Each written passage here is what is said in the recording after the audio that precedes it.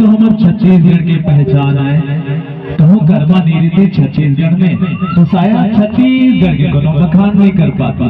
संगवारी हो छत्तीसगढ़ में जब किसान हम खेत में काम करे और खेत में काम करते करते थक जावे और जब थक जावे तो एक दूसरे पड़ोसी के साथ मन सकला के इकट्ठा होके जिन अपन दुख ल बिसाए पर अपन थकान ल दूर करे पर जिन सुर से गावे और रूपांतरण हो जाए कर्मा के, तभी तो कर्मा के जन्म हो। इससे संगवारी हो स्थिति कहे जाते छत्तीसगढ़ में आनी बानी गीत संगीत की फुलवारी है।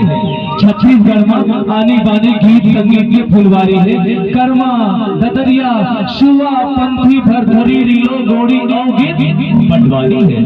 संगवारी हो शीर्षक में अपना कर्मा के आनंद लेवत रहे। चलो आप सबके संग चलन मैया भरे गीत और शीर्षक में वो गीत लेके आते सिमरन साहू जी और दीदी अंजुमर काम जी।